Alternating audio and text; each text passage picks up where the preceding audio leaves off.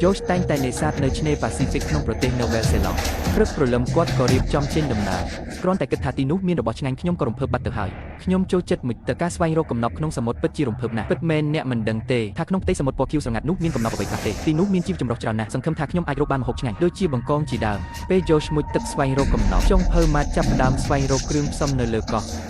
មើលសម្រាមទាំងនេះទៅប្រហែលជាគេបោះចោលពីលើប៉ាល់ហើយរសាត់អណ្ដែតទៅគ្រប់ទីចុងក្រោយក៏សัตว์មកទៅលើឆ្នេរដ៏ស្រស់ស្អាតនេះពិតជាគួរឲ្យសោកស្ដាយណាស់ទីនោះមានកន្ត្រកធ្លុះធំមួយប្រហែលជាអាចយកមកចាប់ត្រីបានវាអាចមានប្រយោជន៍ក៏ថាបានពេលនេះ George កំពុងនៅក្រោមទឹកប្រហែលជាគាត់អាចរកអ្វីឲ្យយើងញ៉ាំបានខ្លះខ្ញុំជឿថាគាត់អាចធ្វើបានគាត់ពូកែខាងនេះណាស់ដូច្នេះខ្ញុំមានទំនុកចិត្តថាគាត់នឹងចាប់បានត្រីអញ្ចឹងខ្ញុំនឹងចូលទៅកាន់ពិភពដែលមិនស្គាល់នេះចូលទៅក្នុងព្រៃគាត់តែងតែយកសាច់សត្វព្រៃមកធ្វើម្ហូបនៅក្រោមដើមឈើធំបែបនេះពិបាករកផ្លែឈើណាស់ព្រោះវាបាំងម្លប់ធំពេករុក្ខជាតិនៅខាងក្រោមមិនអាចលូតលាស់បានទេដូច្នេះខ្ញុំត្រូវរកកន្លែងដែលមានពន្លឺថ្ងៃដូច្នេះខ្ញុំចាប់ផ្ដើមរកគ្រឿងផ្សំពីទីនោះមិនខុសពីការបរបាញ់ទេមែនទេ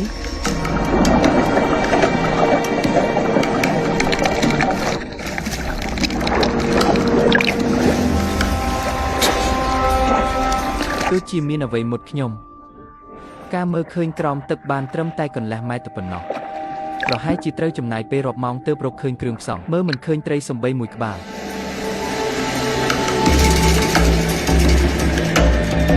ពិតជាពិបាកណាស់ពិបាកពេកហើយយ៉ាប់មែនទែន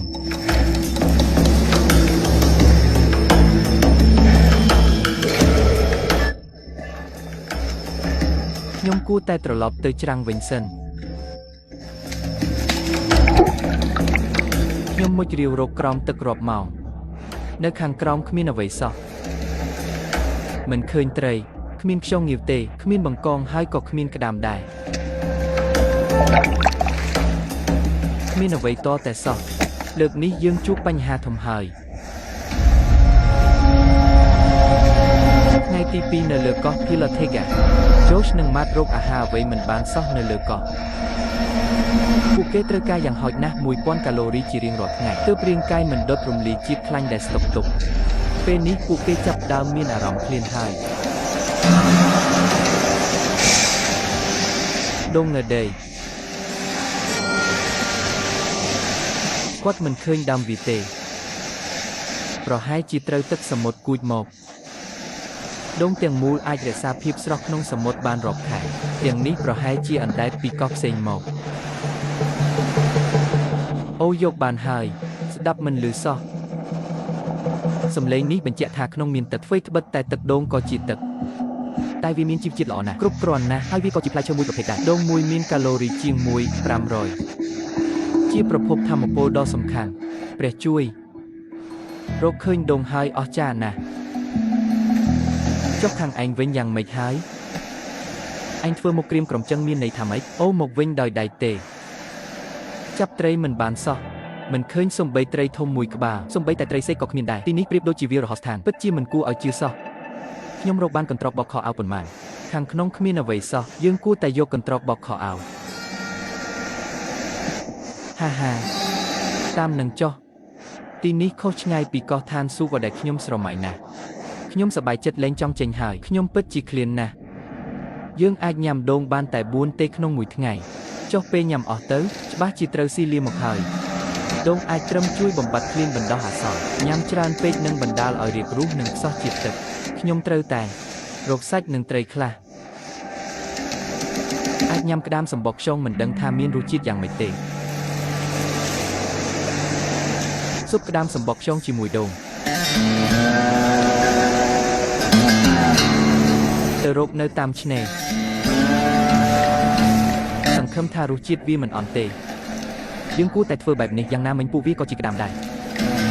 ក្តាមសំបកខ្យងជាសត្វស៊ីសាកសត្វដែលរស់នៅតាមផ្លែឈើស្អុយរលួយសាច់ត្រីស្អុយឬសូម្បីតែក្នុងលាមកអស្ចារ្យពេលម៉ាត់កំពុងរៀបចំក្តាមសំបកខ្យងគាត់ឲ្យយកទៅកោះដូងនេះគឺជាគ្រឿងផ្សំអាស៊ីអាគ្នេយ៍បែបបុរាណឯងត្រូវរកដើមឈើមួយ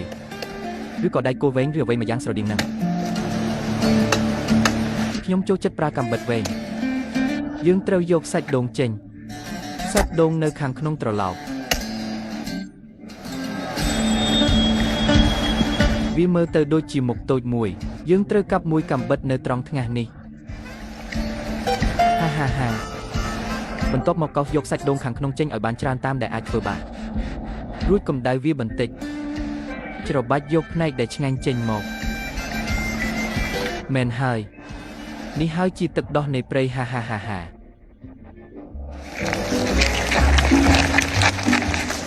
ប៉ុណ្ណឹងឯងខ្ញុំនឹងយកវាទៅធ្វើម្ហូបប្រើវិធីចម្អិនដូចធ្វើម្ហូបសមុទ្ររំងាស់សាច់ក្តាមក្នុងឆ្នាំងក្តៅគឺសាមញ្ញណាស់ស្អាតណាស់អស្ចារ្យខ្ញុំនឹងប្រើរូបមន្តសម្ងាត់របស់ខ្ញុំពេលនេះអ្នកនឹងដឹងថាហេតុអ្វីខ្ញុំមកទីនេះគ្រប់គម្របរងចាំ1 ឬ 2 នាទីសូមអង្គុយទីណាខាងនោះមើលចុះមេភូមិល្អឥតខ្ចោះឯងមើលទៅរំភើបណាស់ពិតជារំភើបហើយនេះជាអាហារពេលធំដំបូងរបស់យើងអង្គុយលើឆ្នេរញ៉ាំសាច់ដូងផ្ទាប់ក្តាមសំបកខ្យងបែរមុខទៅសមុទ្រអារម្មណ៍រ៉ូមែនទិកណាស់មានរឿងអីអូឯងដូចជាមិនទាន់ភ្លុកទេគឺមិនទាន់ភ្លុកទេយ៉ាងម៉េចហើយ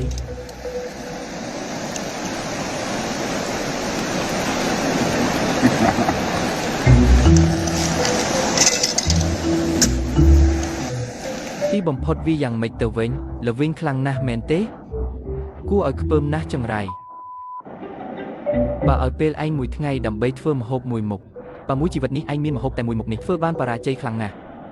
នោះគឺមុខនេះឯងអរគុណចឹងខ្ញុំសូមដកពាក្យសម្ដីវិញខុសពីក្តាមដតីពូទុនរបស់ក្តាមសំបកខ្យងសុទ្ធតែជាពូវៀនដែលមានរសជាតិល្វីងពីថ្ងៃកន្លងផុតទៅរបស់តែមួយគត់ដែលម៉ាតនឹងយករកបានសម្រាប់ញ៉ាំគឺផ្លែដូង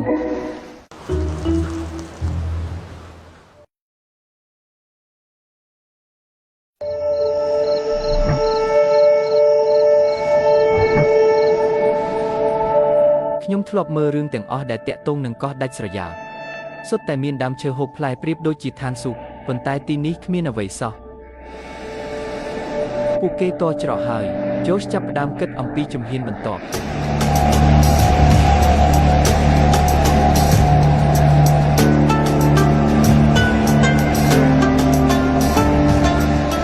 យើងត្រូវទៅកោះមួយទៀតកុំនៅទីនេះទៀតអី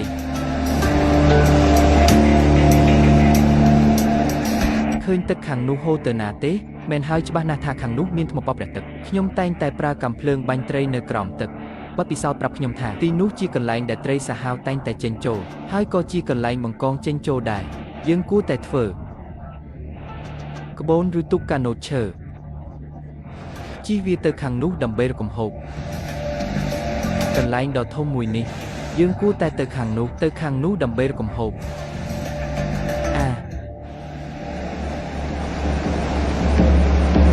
ជូសគិតថាផ្ទៃទឹកចម្ងាយ3 គីឡូម៉ែត្រពីច្រាំងមានពណ៌ក្រហមបង្ហាញថាទីនោះមានថ្មប៉ព្រះទឹកនិងមានត្រីច្រើន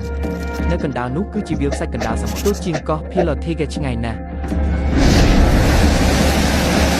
ផែនការរបស់ខ្ញុំគឺឆ្លៀតពេលព្រឹកដែលគ្មានខ្យល់អុំទូកទៅត្រង់តែម្ដងពេលត្រឡប់មកវិញអាចបណ្ដែតតាមខ្យល់និងទឹកយ៉ាងស្រួលឬប្រហែលជាធ្លាក់ចូលសមុទ្រតែម្ដងសុទ្ធតែអាចទៅរួចគឺ50អត្រាជោគជ័យមានប៉ុន្មាន 50% យ៉ាងហោចណាស់យើងអាចទៅដល់កន្លែងដែលមានត្រីមិនបាច់នៅកន្លែងដែលគ្មានត្រីយើងនឹកឃើញផែនការមួយជាផែនការគ្រោះថ្នាក់តែយ៉ាងហោចណាស់ក៏ជាផែនការមួយដែរមែនទេខ្ញុំមិនចេះធ្វើក្បូនតតែសោះពេលនេះយើងត្រូវធ្វើក្បូនរុស្ស៊ីមួយល្អយើងត្រូវរករុស្ស៊ីដែលមិនសូវមានខ្នែងត្រូវរឹងមាំនិងត្រង់ល្អមិនមានស្នាមប្រេះត្រូវរកបែបនេះមួយដើមនេះល្អណាស់អូខេអញ្ចឹងចាប់ផ្ដើមធ្វើក្បូនរុស្ស៊ីទៅ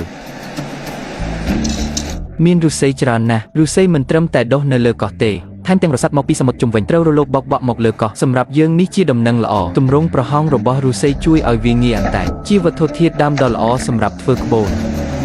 ជូសថែមទាំងយកសម្រាមដែលរើសបានតាមច្រាំងមកប្រើការទៀតផងសម្រាមរបស់អ្នកម្ខាងគឺជាកំណប់របស់អ្នកម្ខាងទៀត នោះជាអង្រឹងមែនទេល្មមអាចយកមកប្រើបានការរចនារបស់ Josh គឺចុងឫស្សី2ដុំនៅពីលើបាតរៀងជាកនកែងដែលរសាត់មកទៅលើច្រាំងធុងទឹកអាចផ្ដល់កម្លាំងអណ្ដែតបន្ថែមគ្មានឧបករណ៍ចងរឹតអ្វីច្រើនទេមានតែសំណាញ់ចាស់ប៉ុន្មានហើយគាត់ចៃដន្យឲ្យរកឃើញខ្សែពូមួយគំនរដែលជំពាក់គ្នាវិវកតែយើងប្រហែលជាអាចស្រាយវាបាន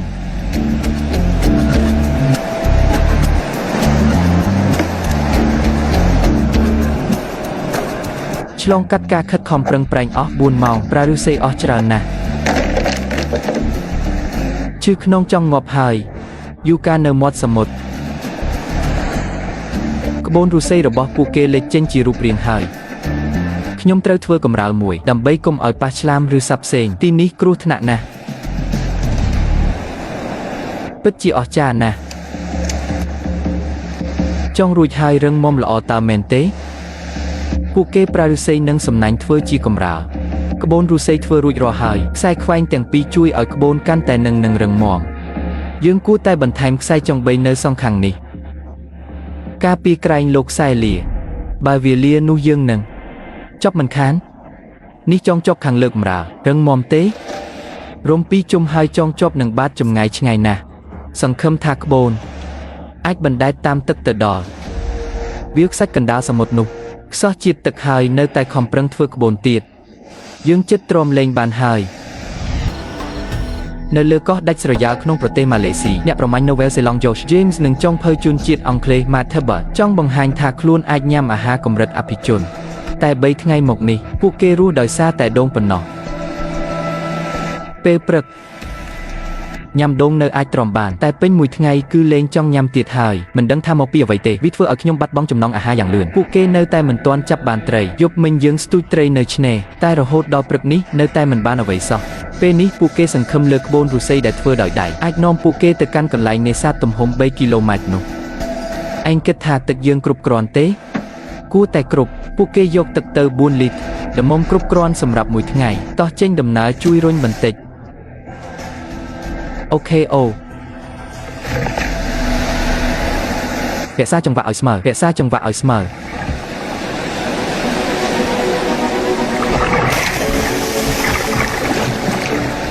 ទៅហើយល្អណាស់យើងមើលទៅដូចចៅសមុទ្រធ្លាប់ឮរឿងកំ pl ែងចៅសមុទ្រទេរឿងនឹងអាចនិយាយបានទេមិនស័ក្តិសមសម្រាប់ក្មេងទេហាហាហា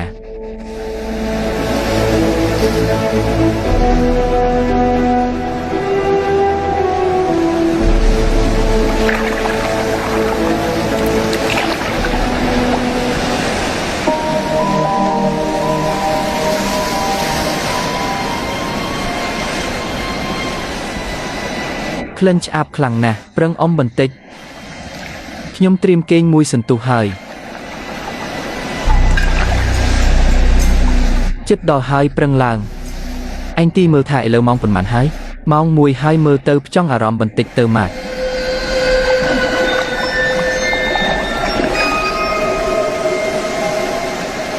កន្លះម៉ោងនេះខ្យល់ចាប់ផ្ដើមខ្លាំងហើយឯងចាប់អារម្មណ៍ទេ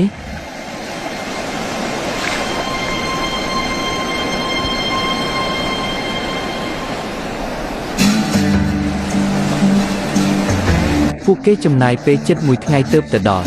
យឺតជាងការរំពឹងទុក